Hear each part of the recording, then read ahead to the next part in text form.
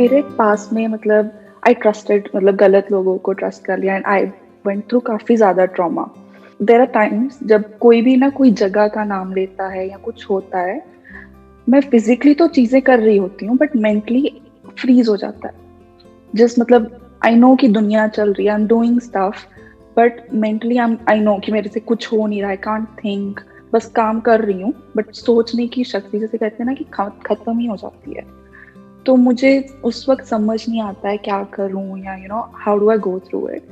तो I see your videos and then उस वक्त के लिए ठीक हो जाता है, बट देन फिर से जब कोई जगह का नाम या कोई उस इंसान का नाम या कुछ भी हो जाए तो मतलब मेंटली बिल्कुल फ्रीज हूँ मैं।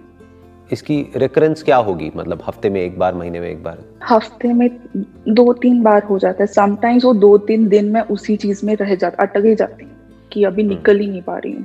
I understand. हार्ड। एक तो ये हार्ड वर्ड को आप हटा दीजिए अपनी डिक्शनरी में से, एटलीस्ट जब तक आप मेरे से बात कर रहे हैं तब तक, क्योंकि सब कुछ क्या है, आसान है। आसान है। हाँ ठीक है, इसका मतलब आपने मेरे सेशंस देखे हैं अच्छे से, राइट? हाँ, तो मुश्किल कुछ भी नहीं है, ये मुश्किल हम खुद ही अपने माइंड में बना लेते हैं। ये बहुत छोटी सी प्रॉब्लम है, बस इसको हमको समझना है कि प्रॉब्लम हो क्या रही है और किस लेवल पे हो रही है, और इस प्रॉब्लम को जड़ से खत्म कर देना है ताकि ये दोबारा ना हो।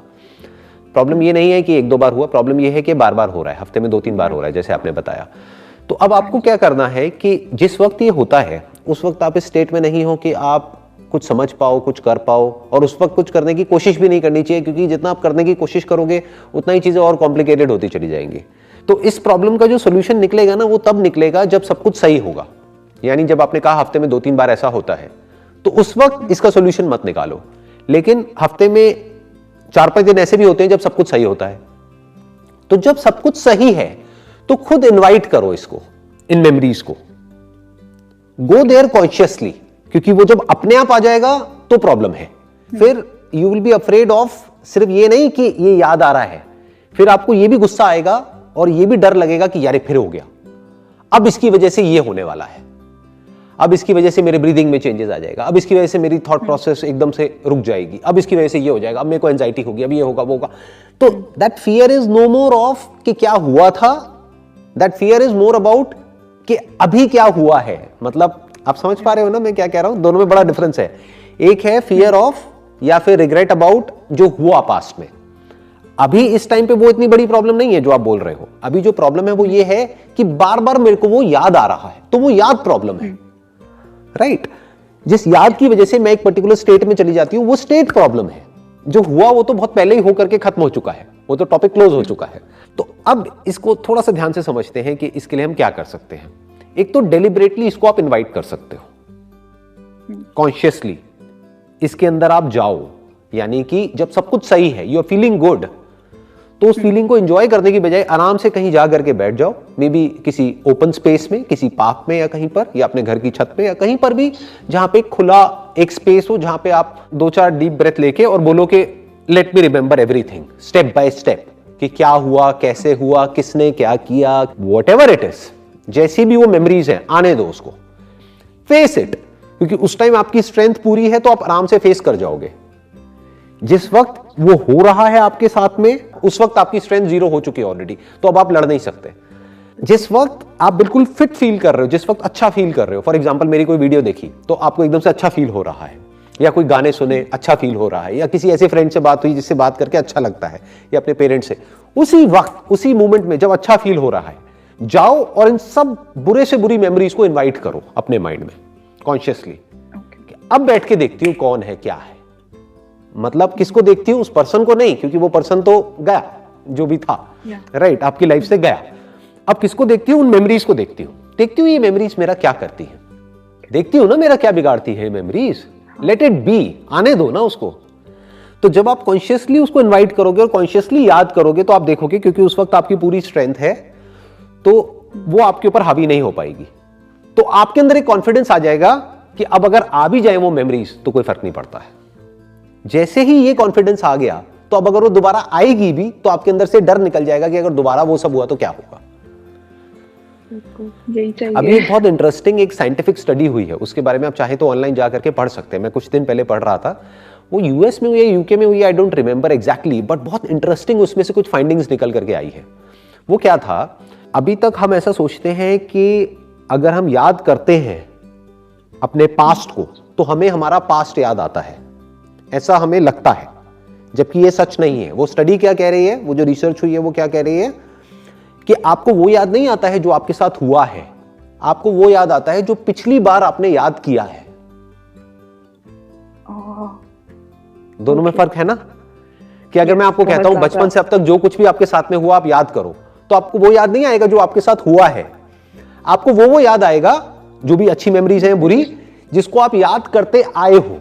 एक साइकिल बन जाती है, जो आपको याद आता है वही आपको बार बार याद आता है, और जितना याद आता है वो उतना ही पक्का हो जाता है, अगली बार उसके याद आने के चांसेस और बढ़ जाते हैं। तो ये मेमोरीज के लेवल पे प्रॉब्लम होती है। एक्चुअल में वो प्रॉब्लम खत्म हो जाती है हमारी लाइफ से, लेकिन ये मेमोरीज रिपीट होने लग जाती है। तो मैं बात कर रहा हूं कि साइकिल को कैसे तोड़ा जाए। This is a loop, this is a cycle basically. जैसे ही वो याद आता है उसके साथ में ये हो जाता है, क्या हो जाता है, वही जो पिछली बार हुआ था। याद क्या आता है, वही जो पिछली बार याद किया था। फिर एक साइकिल बन जाती है। फिर आप कहते हो ये क्यों हुआ, जितना बोलते हो ये क्यों हुआ वो बार बार और याद आता है। जितना आप कहते हो मुझे याद नहीं करना है वो और याद आता है। फिर उसकी वजह से और रिएक्शंस होते हैं, एंजाइटी और बढ़ती है, और गुस्सा आता है। फिर इस बात पे गुस्सा आने लग जाता है कि यार मुझे गुस्सा क्यों आ रहा है। फिर इसलिए बुरा लगने लग जाता है कि मुझे बुरा क्यों लग रहा है। ये एक नई प्रॉब्लम खड़ी हो गई है कि मेरे साथ में ऐसा क्यों हो रहा है, क्या मैं इतना सा नहीं कर सकती, अरे मैंने इतने सेशंस देखे हैं उसके, फिर भी मैं निकल क्यों नहीं पा रही हूं, ऐसा क्यों हो रहा है, ये हो गया, एक दिन हो गया, 2 दिन हो गया, अब पता नहीं मैं इससे बाहर आ भी पाऊंगी नहीं। इस सब मोड में हम जाने लग जाते हैं एकदम से। तो आई एम जस्ट सेइंग कि जब आपकी स्ट्रेंथ पूरी है तब लड़ जाओ उससे, और एक बार खुल के लड़ जाओ, ताकि ना उसके बाद फिर दोबारा चक्कर ही खत्म हो जाए। और ये सिर्फ बहुत खुश होंगी। अरे होगा, क्यों नहीं होगा। मैं आपको बिल्कुल ऑनेस्टली बता रहा हूं, ये बड़ा सिंपल सा एक फॉर्मूला है। जैसे फॉर एग्जांपल हर एक के अंदर, सिर्फ आपके अंदर नहीं, हर एक के अंदर कोई ना कोई डर होता है जिसकी वजह से उनको एंजाइटी होती है। तो जितना हम उस डर से भाग रहे होते हैं, वो एंजाइटी और वो डर उतना ही स्ट्रांग होता चला जाता है, उसको उतनी ही स्ट्रेंथ मिलती चली जाती है। और जैसे आप एक बार उसके वर्स्ट साइड को फेस कर लेते हैं ना कॉन्शियसली, तो आपके अंदर से ये डर निकल जाता है about the worst case scenario, कि बुरे से बुरा क्या होगा, वो दोबारा याद आएगा ना, पहले भी बहुत बार आया ना, वापस से नॉर्मल हो गई ना, तो आगे भी हो जाऊंगी। The moment this thought comes in, जैसे ही आपको ये बिलीफ हो जाएगा कि आने दो ना, देखते हैं क्या हो जाएगा आएगा एक आध दिन के लिए या 1-2 घंटे के लिए रहेगा, चला जाएगा। जैसे ही ये थॉट चलने लग गया माइंड में, आप उससे फ्री हो गए, उसकी पावर धीरे धीरे खत्म हो जाएगी, फिर वो याद आना ही बंद हो जाएगा, आपका माइंड स्पेस पूरी तरह से फ्री हो जाएगा वहां से। Thank you, I will definitely try, specially इस सेशन के बाद ही करूंगी। हाँ, अभी करो ना, एग्जैक्टली राइट। हाँ, इस सेशन के जस्ट बाद में जा करके, बंद कमरे में नहीं, अंधेरे में नहीं, मे बी जहां पर थोड़ी सनलाइट हो, ओपन स्पेस हो, जहां पर आप डीप ब्रीदिंग करके और अपनी पूरी एनर्जी के साथ में इनवाइट करो अपनी वर्स्ट मेमोरीज को। Thank you sir. सर एक और है, जस्ट रिगार्डिंग द पर्सन, और वो जो मेरे उस वक्त फ्रेंड्स भी थे, बिकॉज़ एवरीबॉडी वाज प्लेइंग। अच्छा, जो भी आप शेयर कर रहे हैं ना, व्हाटएवर यू आर सेइंग, आप कोई नाम मत लेना, क्योंकि ये वीडियो YouTube पे अपलोड होने वाला है ना, तो आप इनडायरेक्टली बोलना जो भी आप बोलेंगे। हाँ, बताइए।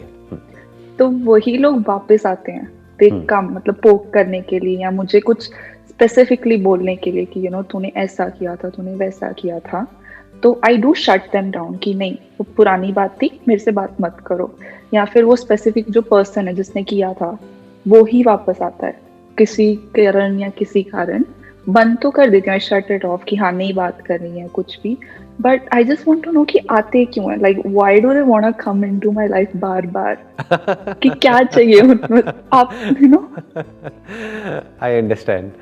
कोई क्यों आता है वो कोई नहीं बता सकता आपको, क्योंकि लाइफ में जो भी हमारे साथ होता है वो क्यों होता है। उस पर्सन से आप मिले, क्यों मिले, राइट, उसने आपके साथ जो किया वो क्यों किया, ऑल दैट स्टफ। उस क्यों का कोई जवाब नहीं है। तो don't focus your attention on क्यों, focus all your attention on अब क्या करना है, क्या, नॉट क्यों। That is like solution oriented approach. ये जो क्यों है ना, ये अपने आप में एक बहुत बड़ा ट्रैप है। जैसे कुछ लोग मेरे से पूछते हैं मेरे सेशंस में कि भाई हमको ये लाइफ क्यों मिली है, ये बेवकूफों वाला सवाल है। क्यों का कोई जवाब ही नहीं है। अरे भाई लाइफ मिल गई है ना, अब ये सोचो how to make the most of this life, ये सोचना है। You got the answer for your question, जो भी आपने क्वेश्चन पूछा उसका। चलिए, so good to know that, and wish you all the best Kajal. Thank you sir, and a happy new year. Happy new year, same to you.